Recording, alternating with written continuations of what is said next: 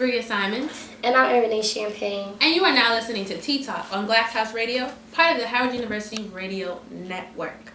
So we're just going to jump right into it. So Kanye West is humbling himself. We're starting to see a different image of him. So according to according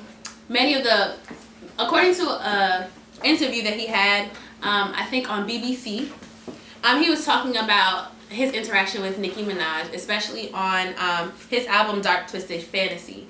And the song that she guested on, he basically said that, she basically overshadowed him on his album. And this is not a normal Kanye West thing to say. He's not the type to say, she's better than me or I got beat by a girl. So just to hear him kind of saying that, and even moving forward, he was also talking about his mentor who had recently passed away, and he broke down and cried on the interview. So we're starting to see a lot more of a vulnerable side of Kanye. A lot of people are saying maybe Kanye is returning back to old Kanye. Maybe he's a little bit more emotional because of Nori. I don't know. What do you think, Erne? I think that, I don't know what to think. I personally don't like Kanye. Him saying Nicki overshadowed him. On what song? Monster? What song did she have on that album? Monster? Which had 3 other people on it. So I'm pretty sure other people overshadowed him, like Jay-Z. So I guess basically her verse is the only one. I feel you can't say she overshadowed you on the whole album based on one song. That means your album was trash. Is that what you're saying to me? Are you saying your album is trash then? Because if one whole bar, whatever, overshadowed your whole album, what does that say about your album? Versus one song. Well, they said My Beautiful Dark Fantasy was one of the best albums in the last 25 years. So how did she overshadow him over one bar? To me, it's something, I don't know. I don't like Kanye, and I feel I don't know if he really means that statement, because that sounds invalid. If Monster is the song he's talking about, because I'm pretty sure she's not on a bunch of songs on his album. It's probably Monster. Okay, but it had other people on it too.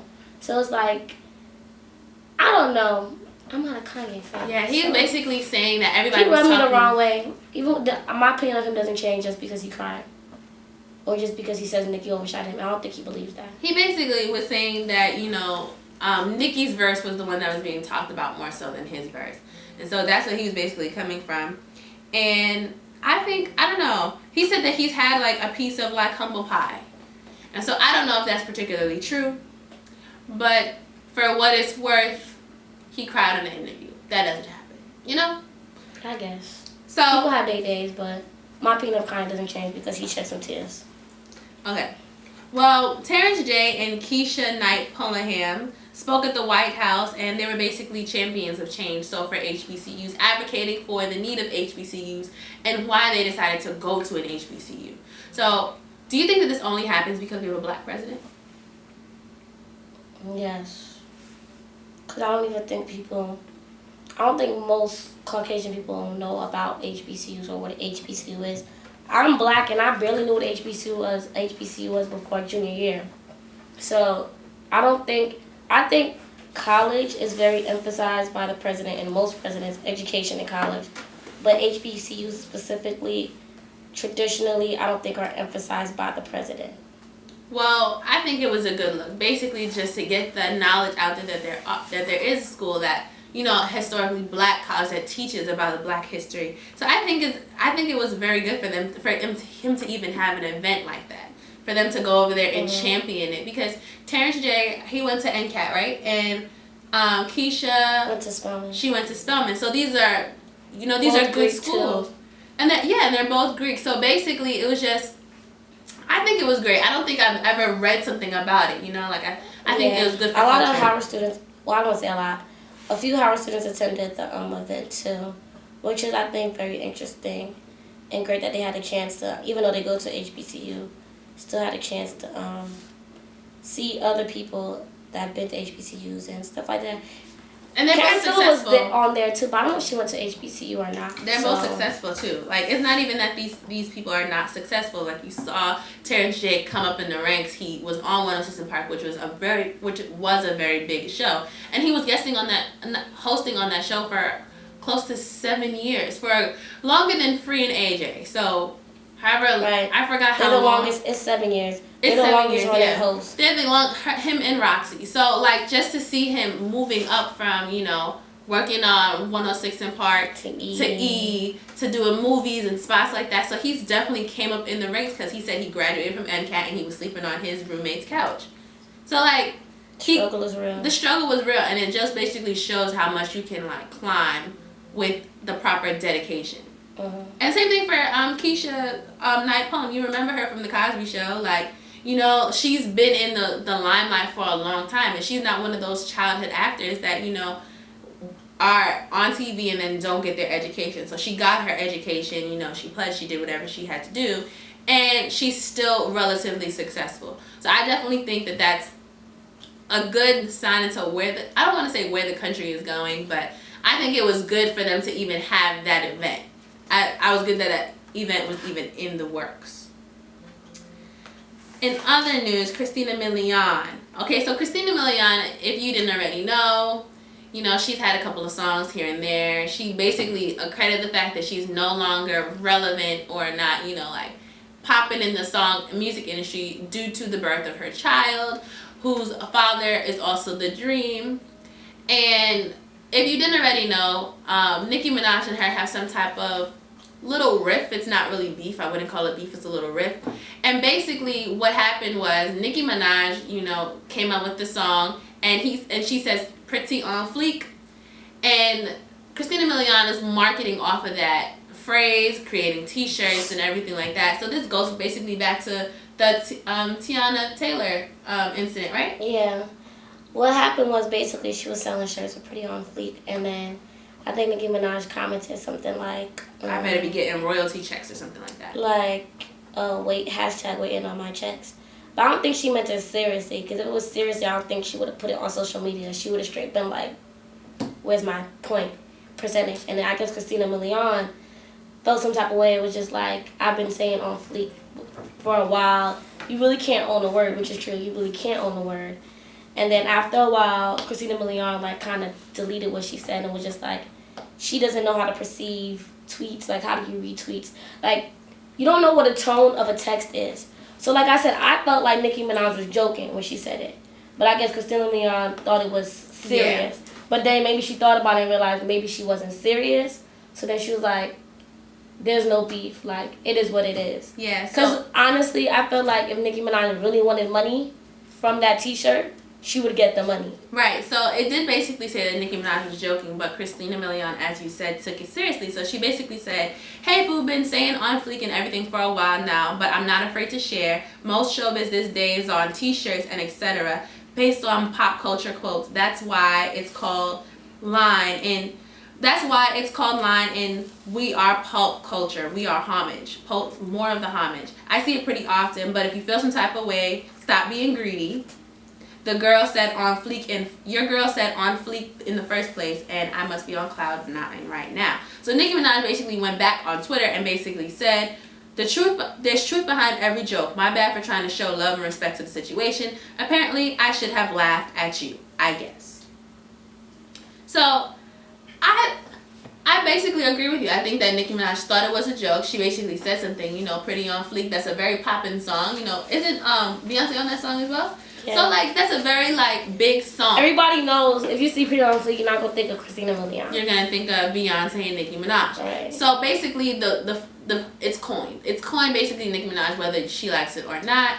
And the fact that Christina Milian took it with shade. People are saying that maybe it's because of the whole Lil Wayne thing. How, you know, like, she was with Lil Wayne for a little bit, and there's a little rift there. But I honestly don't think it's that deep. I just think, basically, she took it too far.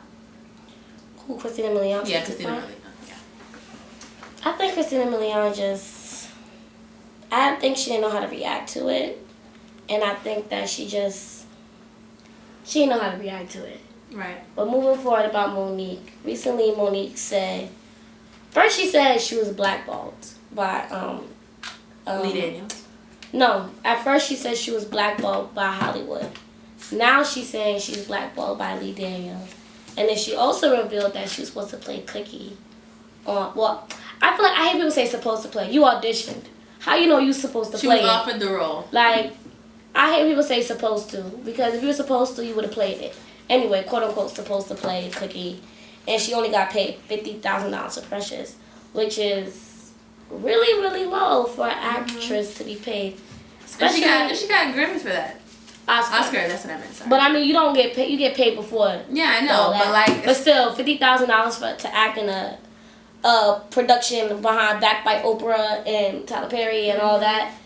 That's kind of shady. And a lot of it also came from the fact that they basically wanted her to do promoing for the movie Precious, but that promo would have been for free. She wouldn't have been getting paid for this promo and doing anything. So she said, I'm not doing free promo for this movie.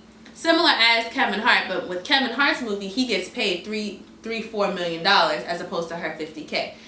Also, she talked about Lee Daniels because she was also supposed to play Forest Whitaker's wife in The Butler, and she was skipped over for that role. Lee Daniels said it wasn't because she wasn't talented, but because she was a diva, because she was doing just way too much and being way too much. And I can definitely see that because Monique is a big personality. But do you think that she could have done Cookie and Empire? Do you think that it would have worked? I think if she was Cookie and Empire, Lucius would have had to be somebody else.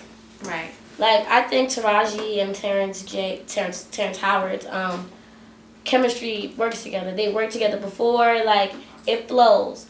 I feel like she could have played a good Cookie, but it just would have had to been like a different Lucius. And it just would have been a different show. I feel like it would have been different. I feel like, who can't play ghetto? Like of course, right. I feel like she would have played a good Cookie. And she basically also, going back to the blackballing of Hollywood, she basically said that they were giving her these small roles. And she kept turning down the roles because she felt as though, what message am I going to be sending young women out there who want to strive for their dreams, who have been big in business? You earn your credit. But if you really think about it, Monique has been in the game for a long time. She was a comedian, turned actress, da-da-da-da. But I felt like she probably felt like she deserved better. And at the same time, she also had a late night talk show. So she felt like she was doing big things. So she felt like she should have been getting roles like, kind of like a Queen Latifah type of thing. Right. So basically, a lot of people are saying that she's difficult to work with. She's basically saying that she has to preserve her brand. And she said knowing your self-worth is extremely important. She said, I worked very hard to get where I am today. I look at myself as a brand. And because of that, I will never allow myself to be taken advantage of. I get it. But then you also has a price. And the price is just not working as much as you want to. Right. And honestly, that's sad though, because she has a lot to offer to the industry as well. So she, I don't know whether I would, in her instance, if I would particularly settle for a lower, maybe a supporting role. Because if you think about it, is Cookie the main character in Empire? I would say yes. You would say that she's the main character in Empire? Yes. Because I don't know if she was talking about Empire as one of those roles that would be supporting. But just to recap of what we've been talking about, we basically talking about Kanye giving credit to someone other than himself for a change. Terrence J and Keisha Polenham are advocate for HBCUs at the White House. Christina Milian and Nicki Minaj have imaginary rifts. And Monique reveals the inside scoop of Empire and Precious. So stay tuned for so much more. I'm Bria Simons. I'm Marinette Champagne. And you are listening to Tea Talk on Glass House Radio, part of the Howard University Radio Network.